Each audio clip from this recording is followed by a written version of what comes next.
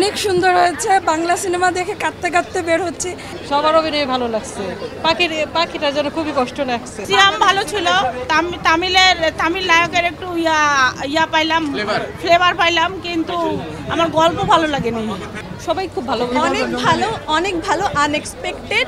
কাহিনীটা একদম mix, fun, action, emotion সবকিছু ছিল। খুবই দারুণ, সবাই দেখবেন, অবশ্যই দেখবেন। অনেক ভালো ছিল, বাচ্চাদের নিয়ে দেখার মতো, আর বাচ্চাদের শেখার জন্য অনেক কিছু আছে।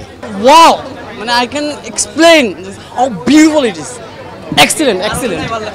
মানে ওই বাচ্চা মেয়েটা ছিল, সিএম ভাই তো মানে জাস্ট জোস, বাট যে বাচ্চা মেয়েটা ছিল মানে কি বলবো, মানে অসাধারণ।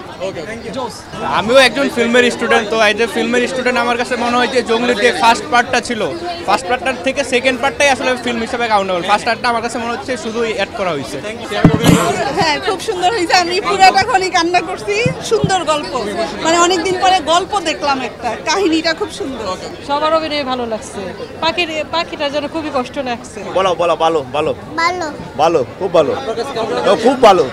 খুব কষ্ট লাগবে লাস্টে, এই যে পাখির জন্য। শুধু পাখি বেঁচে থাকলে এটা ভালো লাগবে, কিন্তু মারা গেল এটা মেনে নিতে পারলাম না, খুব কষ্ট লাগবে।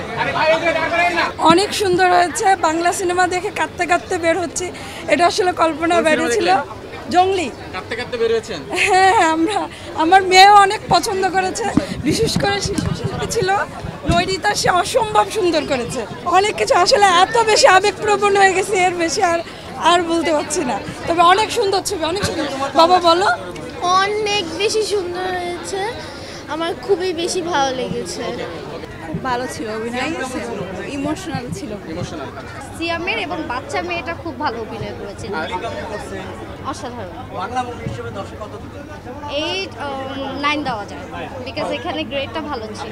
যদি বলি যে ফ্যামিলি নিয়ে দেখার মতো একটা মুভি, 10-9 দেওয়া যায়। সিয়াম ইজ বেস্ট 10-10 দেওয়া যায়, খুবই ভালো হয়েছে।